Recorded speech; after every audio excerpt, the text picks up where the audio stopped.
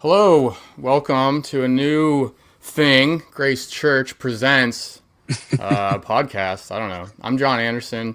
This is Pastor Jon Blanchard. He'll do most of the talking, but I'm going to introduce it. This is John has something to talk about. He wanted to write something out, and I've been looking for a reason to kind of do more Christian content for the congregation and those around us as well. I've been asking about it for a few years, and then we finally have an opportunity. So John has this thought, this thing he wanted to teach, get out of his head. Couldn't quite organize it or something. So I kind of said, "Hey, I can help you with that. We can get into it." So we'll talk about that, and we also hope for this to be a little bit of a routine thing. But here's Pastor Jon Yeah, Blanchard. How you doing? I'm doing good. I'm excited. So, just to piggyback what the other John with no H said, is this is an opportunity for us to just have some conversations about whether it's issues related in the culture that we want to talk about or biblical topics. So what happened is we're all aware of the past month or so and things that have happened, and just everybody that I'm around, they're trying to process it and trying to figure things out. And then what I was aware of is that people were trying to figure out what justice looks like, dealing with the current situation of Kirk's assassination, and how do you handle that? How do you handle that from a Christian perspective? How do you handle that from the government's perspective? And I saw that there was a lot of disconnect there. And so I thought it'd be good to just offer some biblical advice to point people back to what God's word says about justice, because I think it is very clear. It seems abstract Yeah. at times, but it is So clear. And so, So for people watching maybe a few years down the line or something, this comes in the wake of Charlie Kirk being mhm. assassinated, and the questions surrounding that. I think this is a good way to start it. This came up, but I just think I've learned so much from, in church obviously as well. But the things I've learned in my life, walking the Christian life, has been through things like podcasts and old sermons recorded from some of the greats. Even some guys that have been dead a long time. Ever since the 60s or 70s, we've had the ability to record and pass things down. And I think that's all in God's plan to be like, all right, I'm going to introduce this technology. And obviously, it can be used for horrible, horrible things. But Christians, we know the kind of things can be used for the glory of God. That's right. Everything It's all a created is, tool. yeah. So we can use Yeah, that for this. And I think it's good that we get to hear you or Art preach for 40 minutes a week, and now maybe we can expand that and get some more stuff. So I'll yeah, let you start, and I'll kind of just guide the conversation. But we're talking about justice and the different types of it, and obviously all from a biblical perspective. So I'll let you get that's going. right. Yeah, so I want to try to keep this pretty succinct, but I think it's important when we start with the topic of justice to understand that it really is central to everything we believe as Christians, everything that we see in the story of Scripture. I want to remind people watching or listening that the whole thing, the whole story, everything that God's doing, it actually hinges on justice. When he created all things and set humans in the garden, and there was perfection, he saw it as very good. The whole story begins because man did something wrong. And so how did God lay out justice in that first sin? And so when you look at the arcing story of the Bible and the scriptures, and you see Jesus coming in the gospel presentation and the gospel message, it's all about redeeming the fall and saving the sinner, because there was an injustice done, and justice looked like separation from God. And so it's important to know that the theme of justice is central to everything that we believe. It's central to the story of Scripture. And we also know that justice has to begin with God, because as the creator, we also see him throughout Scripture. Moses writes about this a few different times, but we see that God is just. And so it's a characteristic trait of God. So these are important things to understand as you have a bit of a foundation for how do you understand what is just, or how do we handle justice, is that they root themselves in the very beginning of things. And also they're literally an attribute that being just describes who God is. And so it's very important throughout the scriptures. It's obviously very important to God because it is his character. And so I thought that was just something I wanted to put out there as like we have to start at this place for us to understand God's justice and what is just in a right way. Did you have a question? No, Okay. I'm hitting the buttons, but yeah, Well, it is. I think you and our also our church is pretty good at nailing down the beginnings. You have to kind of start from the root, from the very beginning of this original sin and all of its consequences, and it's hard to keep yeah, all these things together. yeah. But your point just being that this whole story that we're in the middle of, or at the beginning of, or near the end of, I don't know. A lot of people think we're right at the end of it, I guess. But, it all comes together, and we got to try to see that from the perspective. But you have to know the Bible to do that, and luckily we Yep. have So pastors who you do got to that. zoom out, which allows you to see the foundational things such as justice. Um, but it's actually, interestingly enough, we that's not the first time that we experience or hear about God's justice. It's not actually in creation. We see later on in Scripture, we see story of what heaven went through basically when the angels rebelled, and the story of the fallen angels and Lucifer. There was a big revolt in heaven, and so God enacted justice even before creation. And so it's interesting that his, again, the timelessness, because it is his character to be just, right? We see even before humanity comes in. So I would, like I said, I want to lay that as a foundation, but then I want to jump forward because we have a few ways that I told a few folks through Facebook. I asked them how they would want to learn about it.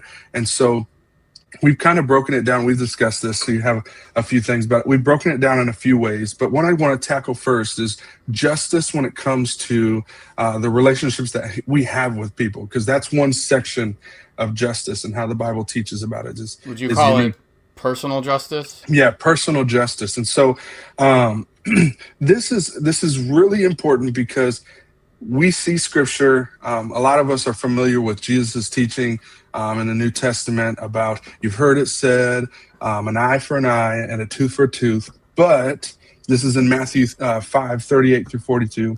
But if anyone slaps you on the right cheek, turn to him the other also. And if anyone would sue you and take your tunic, let him have your cloak as well. And if anyone forces you to go a mile, go with him 2 miles. Give to the one who begs from you, and do not refuse the one who would borrow from you. And so we see this idea of Jesus kind of turning what justice was in the Old Testament kind of on its head, and helping his followers, the people that are all sitting around hearing him teach. He's introducing to them a new way of thinking about things, about repaying evil. And so I think what's important to say here, that for believers, for the individual, forgiveness is the standard. We see it through Christ. We see it in the Lord's Prayer. We see it in his life, the example that he set. We see it many times in the New Testament about how we should forgive, how often we should forgive, and what it looks like. And it's important to know that in personal justice, forgiveness is not letting someone else off the hook for what they did wrong to you, or something that they did that had a negative impact. Forgiveness is for us. Forgiveness allows us to basically view the other person in a way that God would see them, and it frees us from being binded in anger and being constantly upset, or stewing on what somebody did for us. But it doesn't exempt them from what they've done, the consequences of what they've done. And so for personal justice, it's always clear to understand that we have to forgive. Forgiveness is key. It's very central to basically, again, the basics of the gospel message. How Can can you we apply that to the current event that spawned this? Yeah, so we saw forgiveness, front row when Erica went up and forgave the shooter. And I think a lot of people were trying to figure out, what do I do with that? And so what she did is she understood that, again, forgiveness was not absolving the person from their crimes. It was her saying that I'm not going to hold on to the wrong, the evil that you've done, and you've done it against me and my family, but I'm going to give that over to the Lord, because I know that I've been forgiven much, right? And so we know that people who walk with the Lord, forgiveness has to be present in their life. And so for ourselves, I think we can get angry. We can get angry at all different kinds of things. And when we think about justice, there's things in our everyday that are significantly less, and I guess as much of a big deal as what Yeah. we've seen. We can hold But grudges on little stuff. yeah, we can hold grudges on, man, did somebody, say the wrong thing to me, or did they leave me out of something? I didn't get invited, and so now I feel left out. It could be little. I got cut off in traffic, and it just kind of ruins your whole day. And so, a stance on a heart that forgives is just a posture that I think honors the Lord and that He's called us to. Again, I think it reveals our love for others, and again, it frees us. I don't know about you, but I know that if I let anger just resonate inside of me, it's no different from the Cain and Abel story. So we go again back, starting at the beginning. Anger that's, or unforgiveness, those kind of things that you don't basically deal with, they can lead to some pretty awful things, right? Vengeance, and we're going to actually talk about vengeance, personal vengeance, a little bit later. But I just want to say that the basically the personal justice, the way that we deal with justice amongst each other in our personal relationships, is for the believer, we're called to forgive. But no, it does not mean that we're called to basically just say, it doesn't matter what you do to me. Like we can just pass over that. And And so the I fruit think of that's, forgiveness is more for you.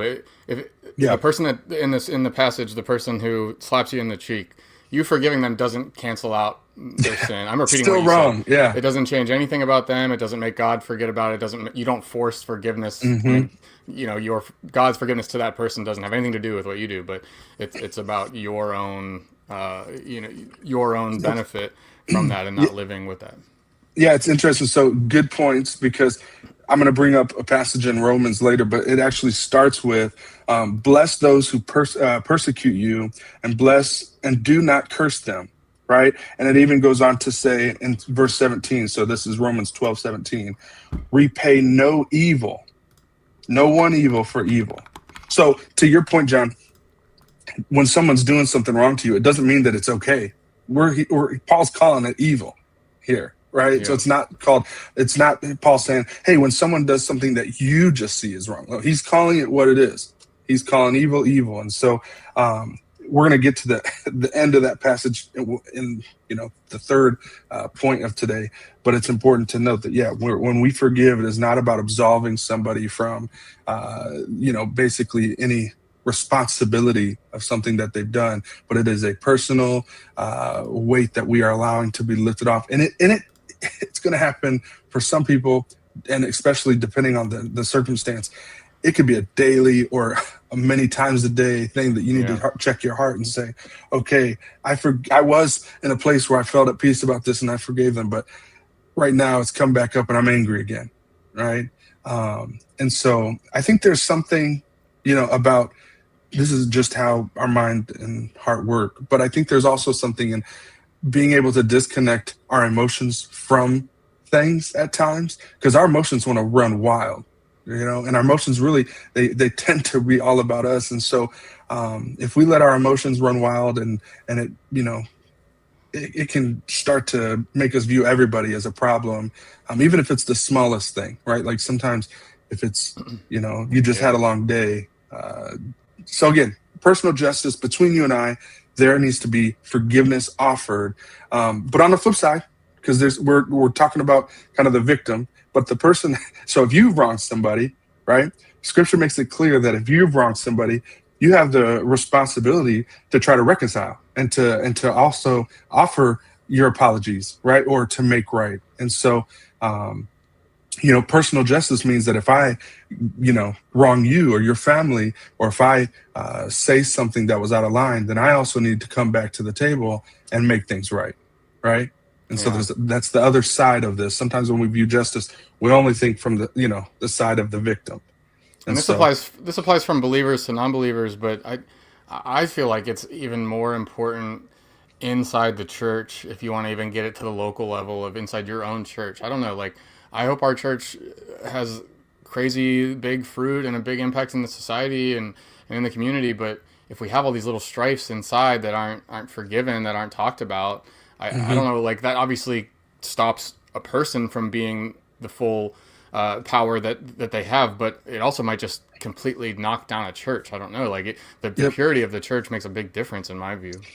Yeah, you got to be unified. And how are you unified if you're constantly holding grudges, or, if you're constantly, uh, I would just say, not being aware of how you affect other people, right? So both sides of the coin. Yeah. We should be mindful of how we interact with others, and, what we say and what we do and how that could come across. But we should also be mindful of when something does happen, being in a position where your heart's ready to forgive and not hold on to grudges, or have the conversation. We see, scripture is very clear about unity, but also about how it is to handle those kinds of things that do come up, because they will come up in a church.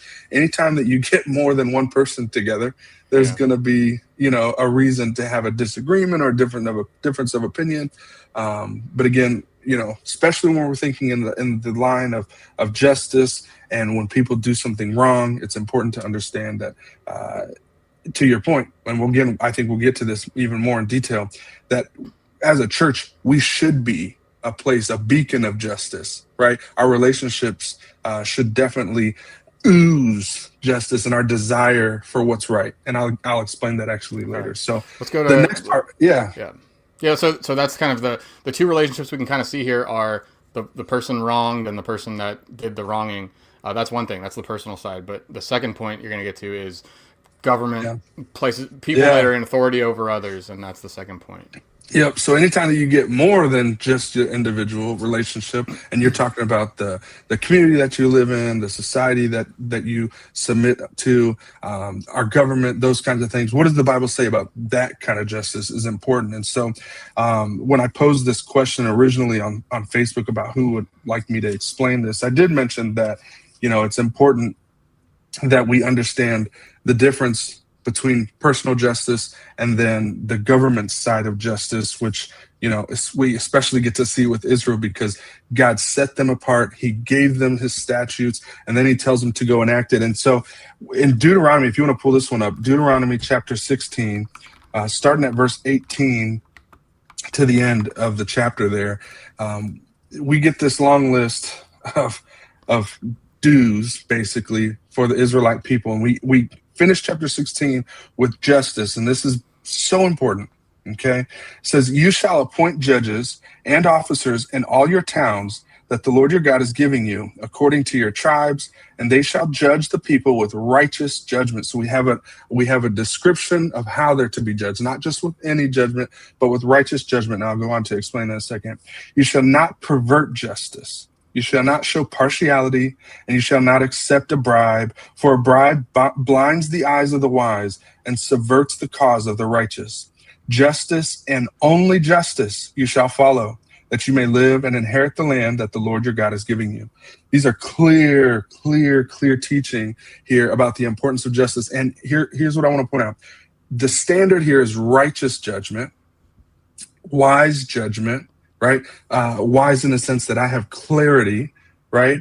I'm not being bribed or persuaded to be agreeable because it may benefit me in some case, but I'm going to have a standard of righteous judgment. And for the Israelites, that standard was the Ten Commandments, was the law that followed. And so they were given a pretty clear guide on how to handle things, how to handle when people wronged another, when somebody did even unthinkable things, right? That would have tremendous harm on people, not only on them, but even, their families and the communities that they lived in. And so the call here for God's people and God's, specifically Israel as a nation and the tribes, is they need to handle these situations that come up with righteous judgment. Now, that means that the place for judgment, the place for justice to take, to take its place, to happen, is at that level. Somebody who's been put and appointed a position of a judge, an officer. In our government, we have judges, we have law enforcement officers, we have these people that we've given an authority to, that they basically, it's their responsibility, their call to provide justice, whether it's local, and we can go to the state level, federal level, those kinds of things. And so it's important. This is what God ordained, and it's separate from the personal side, because when I said that you can't absolve somebody that's not what forgiveness looks like, or personal justice doesn't just absolve somebody. It's now saying to the larger group, you handle with righteousness, right, in the right way. You handle the wrong that's been done. And so you see all throughout the book of Leviticus, how they were to handle things. So it can be simple as even what we just saw with Jesus about this eye for an eye thing, is where if you were to harm somebody's animal, even if it was an accident, there was a way to provide retribution for that, so that things were made right. There's all kinds of wild laws about retribution and these kinds of things, but it was for the larger, the authority, the governing body, to enact that justice. And so I do want to make clear that justice has to take place, and it needs to take so in a righteous way. I think we all have been familiar or read stories or articles about when justice doesn't take place, or when it seems like there's something shady going on in the background. And that could be, not only is it just messed up, right? Just like a very simple of it's just messed up. It can just be disheartening, it can be disheartening because you feel like maybe you've lost trust in somebody, or the thing that's supposed to protect you or to think about you, especially when you hear big names or the connections that may be involved with a case of any kind. And so, again, quickly, because I'm going to actually come back to all three of these, but quickly for this, okay. God does want and desire and teach and command for justice to be done on a communal level, which thinks about the injustice that's done on the personal level, right? It goes up then to the government side. It's hard to, Paul says, so that was Old Testament, and in my mind, there's differences between the government, the theocracy basically that we see pictured in the early books of the Bible, and then what we have now, because certain things have changed. God doesn't change. His character, his desire and need for this justice to occur doesn't change. But it's hard to believe what Paul says, that all submit to the governing authorities for their. Can you finish that verse? Do you know that one? Basically, Paul says Paul states in Romans that the government is set up by God. It is God's design. It's hard to believe that looking at the U.S. government. Harder to believe some years than others, I guess. But just the corruption, the fact that these people that you see, it's hard to believe that this was God's idea. But that is what we believe, or what do you think? Yeah, so that's a great observation.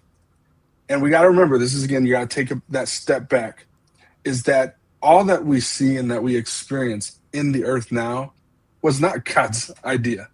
And so his idea would have been that man would have lived in perfect unity with him, being faithful in the garden, and then life would have been what he laid out. That's what he saw as very good, but he gave us the freedom to choose otherwise. And so in that, even with Israel, this is a good point. Even with Israel, his original intention was not for them to be governed by a king, right? But they sought after being led by a king, because in our own hearts, the idea of having a person to look to for strength, for protection, for guidance, for provision, it comforts us. And so God allowed it. It was not his will. And he told the people, if you can recall, God made it very clear when he told Moses, okay, give the people, I said Moses, we're talking about Moses. When he allowed Samuel to appoint a king, he makes it clear that, tell the people though, they're going to get what their wish is, but it's going to mean that they're going to be, their things are going to be taken from them. Their kids are going to be taken from them. They're like all these lists of negatives are going to happen, but at least you got a guy you can look to, right? And so it's interesting because Israel, which should have lived in a relationship that was faithful to the Lord to the point where they could trust him for all the things that you would trust a king for, and it would have been done perfectly. And here's the hit with that. God didn't ask for anything but their faithfulness. Right? Whereas the king comes in, and what does he want to do? He's going to take everything. And so they're even giving up things to get a sense of a human protection or human confidence in a man. And we know throughout history, if you know anything about history, power and people in positions of power, it's hard to come by. People who are really, have a great heart and do the right thing. And are not persuaded. And so to your point too, there's a verse in Micah chapter 6, verse 8, and it's timeless because it just speaks to a simple way of what God desires. Okay, so I know you're pulling it up, Micah 6:8. He has told you, oh man, what is good. So what is good for us, and what does the Lord require of you, but to do justice and to love kindness and to walk humbly with your God. This is like, if you could just lay it all down, this is what God desires from us. And so justice again is central here. It took its form in the shape of having these judges and kings in Israel, and we talked about how that became a thing. But specific to, I think your question is about how can we trust. I'll expand on it, because right here, to do justice, that's a command. This is an active. This is what Yeah. you do. You can't do something that you don't know. So Yeah. this is, the word justice can mean a lot of different things to a lot of different people. Yep. A politician in our day and age, or the tyrants over the course of human history, Yeah. they probably thought they were doing justice, and Yeah. so biblical justice, or at least justice from God's perspective. Maybe we're not talking about following the rules in Leviticus, things like that, but Yeah. it Yeah. requires a foreknowledge. And then what does a Christian do when the government is handing out injustice that they think is right because of lack of knowledge or respect or belief in the Scripture? I mean, that's tough to navigate. Yep. Sure. So, okay, these are all great questions, but the Bible answers them, and not even just once, but like time and time again. So the first is, how do you do justice in a situation where maybe you don't even know what true justice is? That's the first thing you kind of tackled, is the standard maybe not be understood. So then how can we trust somebody to do proper justice, right? Or So how can let's you talk about. trust a non-believer to dole it out Yep. properly? So let's talk about that. It's important to, that's why I started with this foundation of God being just, and, justice being a central theme of the Bible. To kind of add on to that, it's important to understand that as believers, my belief is that we understand what justice is because we understand the truth that God lays out to us. And so when we look at a standard, because justice basically is just a weighing, it's a scale of what needs to happen because of the other thing that just happened, right? And so if I'm weighing something, I need to have a standard that doesn't change, or that's consistent of some kind. And so when we look at justice, we see as believers that the standard is of truth, of what's right, always goes back to the truth that God's laid out, right? The sanctity of life. And so that goes into, things like murder, or even if you harm somebody. So there's a standard there that's not changed based on, a people or a leader who doesn't value human life. And so that's the standard that basically for all of time will always stand. But that doesn't mean in a specific government or a specific setting that standard is going to be understood or upheld. And so you're kind of touching on a few things. How do we deal with that in our current situation, and how have we dealt with it historically? So historically, there's not been a ton, especially at the time of Christ, there's not a ton of Christian nations, right, that follow God's standard for how they govern. And so I believe God worked in all of those places. And so we see in the book of Daniel, when Daniel's brought in, certainly Babylon is not being basically governed in a biblical way.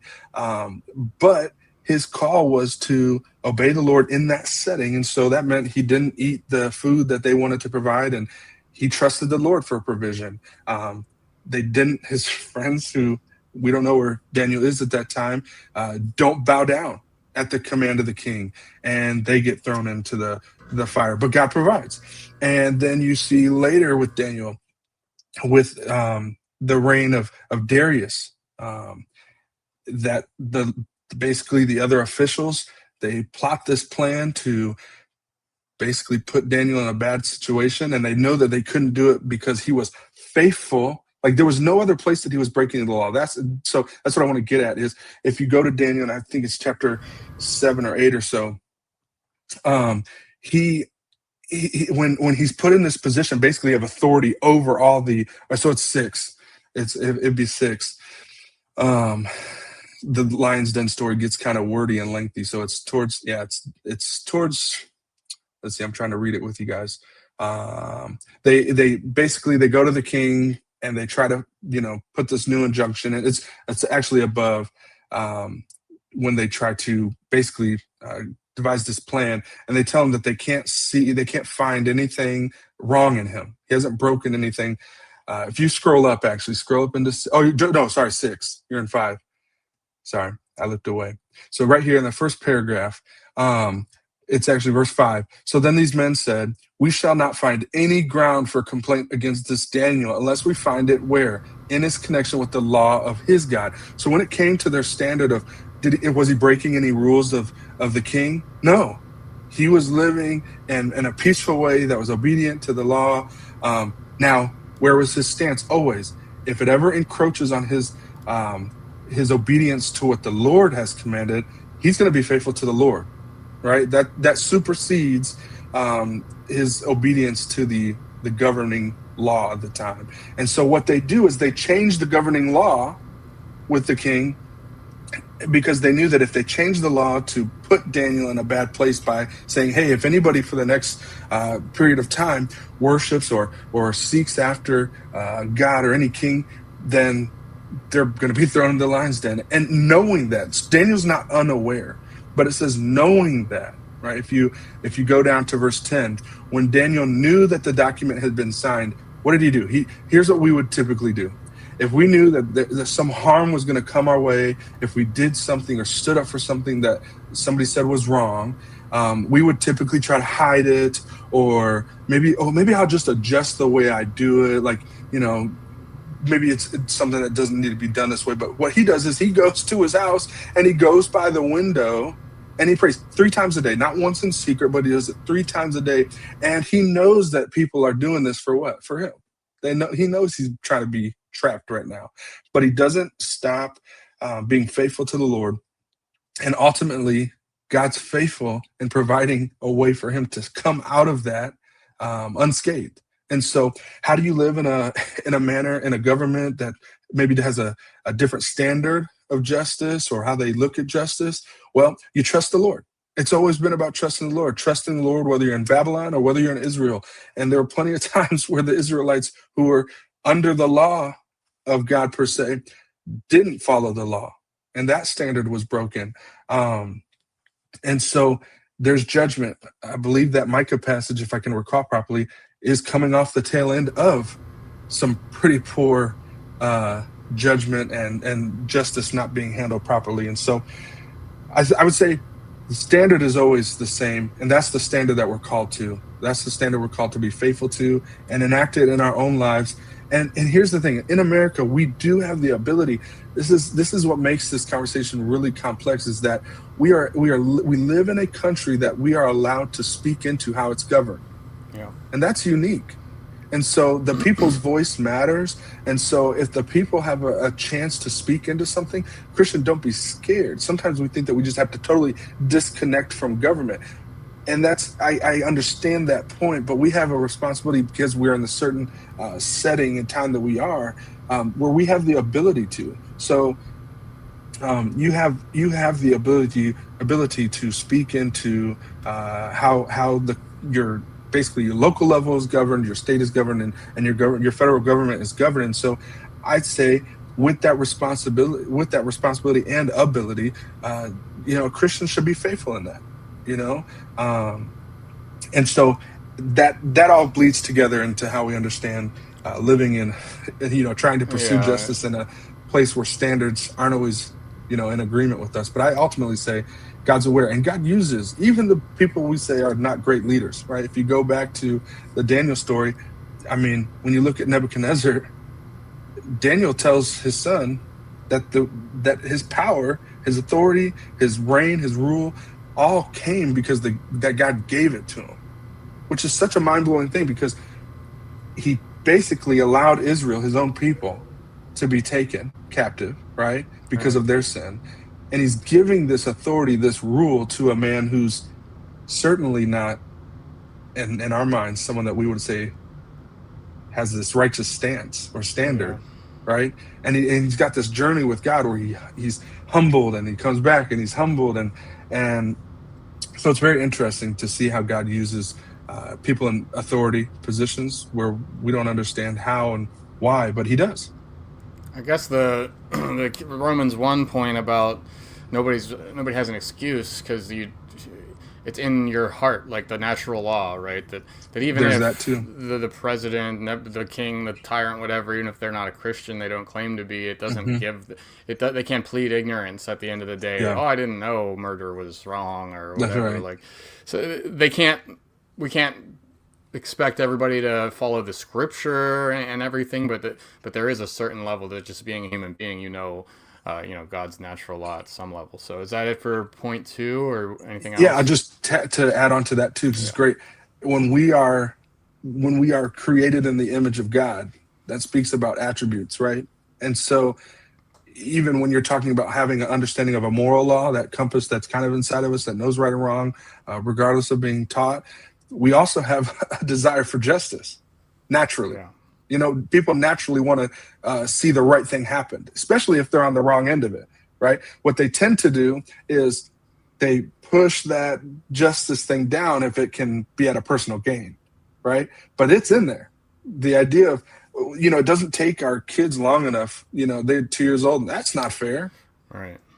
So we know we have an understanding based on the fact that we are creating the image of God of justice and what's right and wrong in the sense of doing things that are just and making sure it's And weighed that can be properly. so easily perverted like anything else.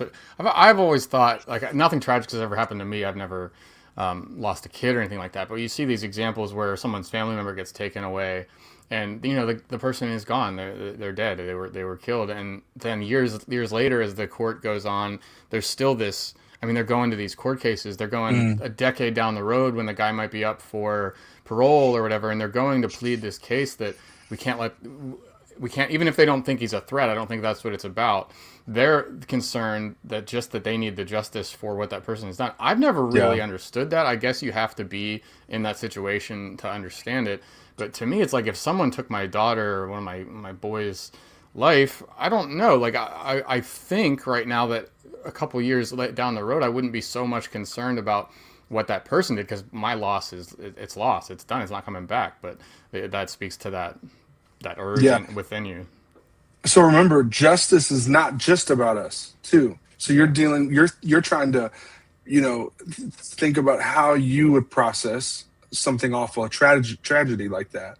Um, but we have to understand from a societal point, and this is again why we don't do personal justice, right? But Yeah. from a societal point, we have to put standards in place and make sure that people are very aware of if you do something like this, these things, there's no tolerance here, right? So Yeah. justice also helps from a community, like it protects the innocent. It takes care of people who aren't being thought of because it's not at that moment. It's not just about your loss. What if it becomes? We've seen this so many times with repeat offenders, where it's now somebody else is affected, right? And so justice is not just about you feeling good about somebody getting what they deserve, but it's about Yeah. protecting. And I so think there are three sometimes, categories. Oh, go ahead. yeah, I was just say, so sometimes doing what's right also means I have to think ahead about who else is going to be potentially impacted by this kind of action because I want to prevent it. That would be the Yeah. idea. We're going to There's prevent any of these things from happening. there's three parts of it that I've heard. Maybe this is more of a political point, but the three reasons to put someone away into jail or whatever. I think our culture doesn't. I think our culture's focused on two of them, but not on the third.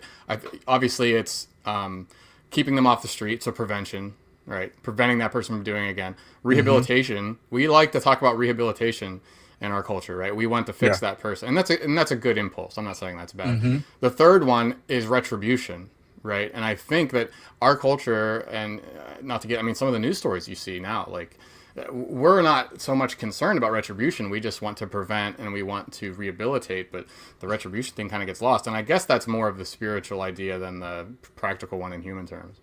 Yeah. And remember, I think there's a place for all those things, right? Yeah. But I think that whatever the form of justice that takes place, what we know that scripture says is it needs to be done righteously, right? Yeah. Without a bribe. It needs to be with clarity. I need to know and I need to think and with wisdom. And so I think that God's law also makes it clear that there's levels of different actions that people can do wrong and the justice that's described in Leviticus and the law deals with them differently, right? Based on how severe they are. And so I would just say that that's where the wisdom comes in on how to Yeah. handle them, Yeah, what do you do with a 16-year-old kid who kills somebody, but they're 16? Do you put them away for life? That sounds so harsh, but I don't know, all these hard things. But I think the key point there is hopefully you have wise, discerning leaders that can make those Yeah. decisions. But let's go to point three so we can kind of keep this Yeah. moving along. Unless you have something to add, good. No, I was gonna say you get to we're so quick to jump to the problem that we don't realize that it is potentially there's preventative things that we could do before it becomes a problem. When you tell people that life doesn't matter, you're more likely to have a society where people treat life like it doesn't matter. And so there are things that we could be doing at a very base level before someone ever commits certain atrocities to help stop some of these things from happening. If you were to teach people from a very small and young age that people matter and are valuable regardless, of the circumstances, I think that things like that. How do you handle anger? How do you handle frustration? How do you handle disagreements? We're not talking about those things, but all those things can become solutions, so that we don't see some of the awful things that you're talking about. So yeah, we'll move on to the third thing. Parents are important. You'd say parents are pretty important. Parents are pretty important. All right. Parent and like the communities that we live in. Yeah. But yeah, parents are very important. All right, let's flip the page. Yep. All right. So spiritual justice. Somebody thinking, what in the world? The third part of this and how we understand biblical justice is knowing that there is a component that is out of our hands. It's out of the government's hands. That's in the Lord's hands. And understanding that there's a time and place for him to enact his judgment, and being able to have faith that he's going to do so in a manner that is, it's best for us, even though at times it's not going to seem like that. Interject. The first two, we've talked about personal, meaning between human being and two different variations of that. But now we're talking humanity's relationship to God and to God. Exactly. Okay. Yep. And so I'm going to read that Romans passage. So if you can go back to Romans 12, we'll start in verse 14. I'll read it all the way down to the end of that chapter because I think this is important. And many of us know, like, vengeance is mine, right? So let me just read this. Bless those who persecute you. Bless and do not curse them. Rejoice with those who rejoice. Weep with those who weep. Live in harmony with one another. Do not be haughty. If you don't know, it's prideful. But associate with the lowly. Never be wise in your own sight. Repay no evil for evil, but give thought to do what is honorable in the sight of all. If possible, so far as it depends on you, live peaceably with all. Beloved, never avenge yourselves, but leave it to the wrath of God. For it is written, vengeance is mine. I will repay, says the Lord. To the contrary, if your enemy is hungry, feed him. If he is thirsty, give him something to drink. For by so doing, you will heap burning coals on his head, which is this idea of like kind of helping them see, like, man, they kind of feel shame for this, for treating you in a way, but yet you've been so kind to them. Do not be overcome by evil, but overcome evil with good. So here we have a situation where we have to trust the Lord for vengeance. And we don't have to take vengeance into our own hands. We don't have to figure out how we're going to retaliate or how we're going to respond. But there are times, especially as believers, when we are called to walk with Christ. This whole passage is defined as marks of a true Christian. And so this is how we should be seen, right? People who don't repay evil for evil, people who are kind even to our enemies, people who provide even for our enemies. And ultimately at the end there, not to be people who are evil. Not to be people who are who make decisions that would be associated as evil, right? And we know that sin produces things that are evil, and so there are going to be times, and there are times where justice ultimately falls in God's hands, in His place.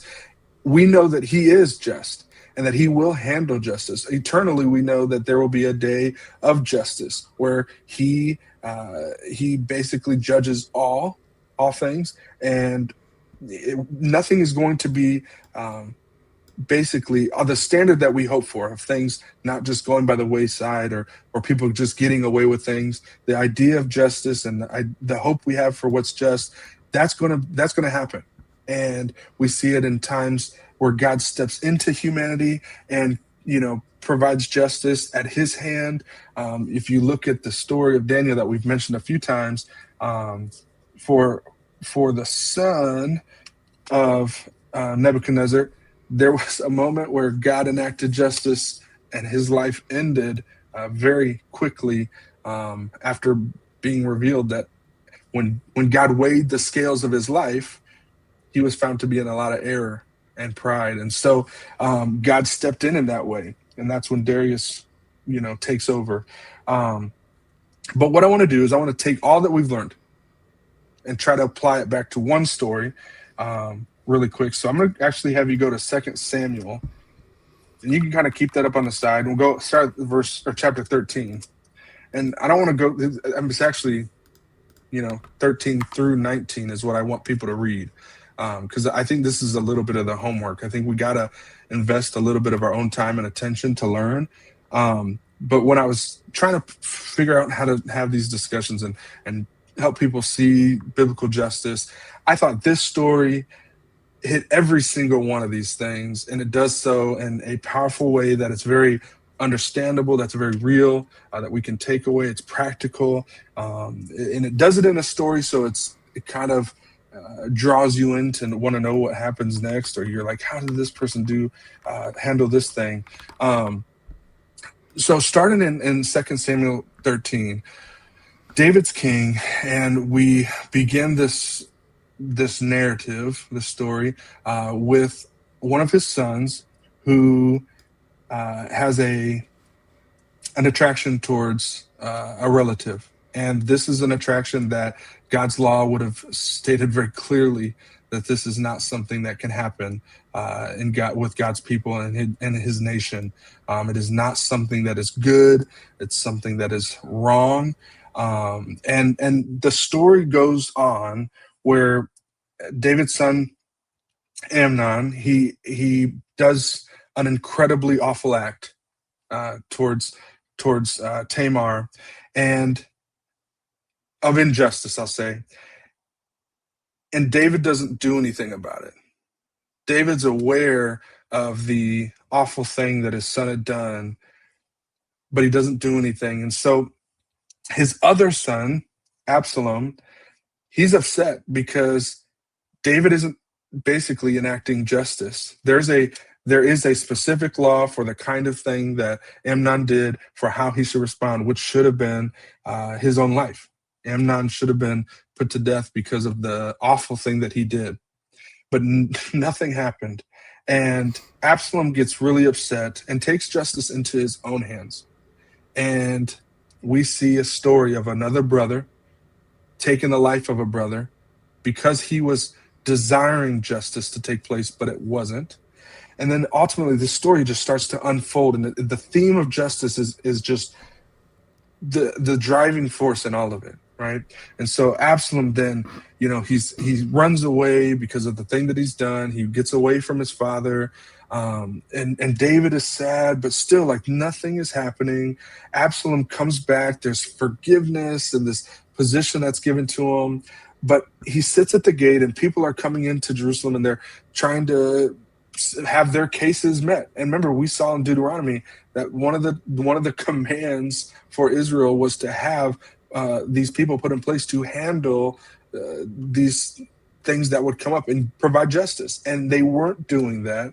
And Absalom starts to gain this following.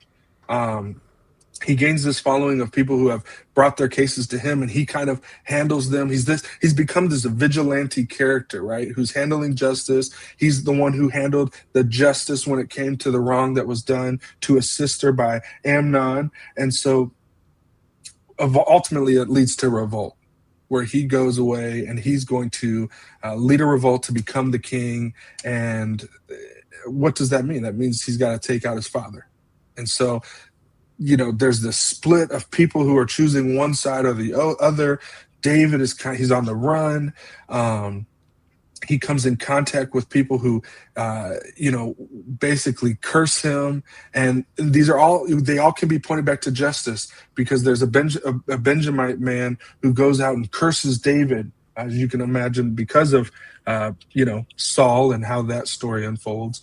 And one of David's men goes, "Hey, should I go up there and handle it? Should I take care of him so he doesn't speak again?" Basically, and how he was going to handle it was going to be to end his life. And David just says, "No, like, it's okay. Like, let what he's saying, let the Lord handle that." So he gives this form of justice to the Lord, right? And we've seen him do that with the story of Saul, where he understood that it wasn't his place to take Saul's life, even though he had many opportunities. He allowed God to work because he didn't want to harm the anointed. That was a biblical thing. And so in Absalom's desire for justice, where he's seeking justice, what he ends up doing is the complete opposite. He ends up murdering a man. He ends up basically the thing that Amnon did that was awful, he ends up doing it multiplied, right? Even greater by what he does when he comes back to Jerusalem and David's not there. You can read the story about what he does, but he does an even greater atrocity in the household of his father, which breaks not even one, but many rules or laws.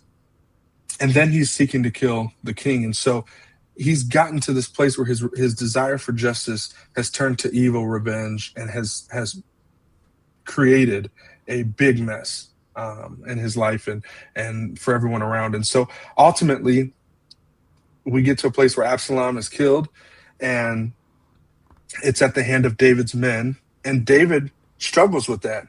He would have rather himself, be killed than his own son. And the people then, they fight back about, what do you mean? This is justice. He was going to harm you. Look what he's done, and yet you're sitting here remorse, and like with this remorse and sorrow. So you're basically shaming all the people who have protected you. Right. And so there's this really interesting story of David and his responsibility to provide justice for the people and his kingdom. When he doesn't do that, what it happens, what it produces, and then the evil that happens when we think we can take justice into our own hands and what it produces. And so I would just encourage you to read that passage, read it a few times, think about the idea of justice, and, keep that theme in your head as you're reading the story, and just understand that this is a human story that revolves on so many things, but mainly this idea of justice, and when it's not kept, what it produces in people's lives. And then when you don't see justice happening in the way that you desire it to happen, even if it's right, how to check that, because if you don't check that, it can become, just like we talked about Cain already, it can become that enemy that's waiting at the door ready to devour you. And it certainly did for Absalom. And so it had negative effects not only on him, but also for David and his family. And so justice is so important. I want to just make that clear. Justice is so important. It's a biblical, we have a biblical responsibility. It's a biblical command to provide justice in the right way. And so I think these are good conversations as you wrestle with how to handle your anger and your thoughts and your feelings about where you currently reside and how justice is enacted and what you can trust and what can be done. And so I hope this is helpful for you. Maybe this is a good just conversation starter for some. Yeah. It's like we kind of said at the beginning. You can't. It's hard to live a Christian life if you don't know what's in the Bible, right? And I think just this opportunity, like we said, we've talked about making this a more regular thing. Maybe hopefully we'll be in person. It was supposed to be an actual live interview, and you'll have elders or somebody else come in. But the point of all of this and having these conversations and hearing from people such as yourself, you've spent, you're still a young guy. You got a lot to learn, but you've spent a ton of time in the scriptures. You know a lot, and there's a wealth of knowledge that I just hope that we can get out more than once a week at church. So this was a good start. Yeah, that sounds good, man. I'll leave you with this. Yep. Isaiah 1:17. Learn to do good, seek justice, correct oppression, bring justice to the fatherless, plead the widow's case. So not just in the wrong, but there are people who need us to, this is where I go back to more than the victim. There are people who need people in leadership to do the right thing, to have a just scale, to provide justice. And the hope that it brings points people back to God, because ultimately that comes from God. And so that's what our desire is. Amen. Thanks, everybody. Let's leave it there. Thanks for watching.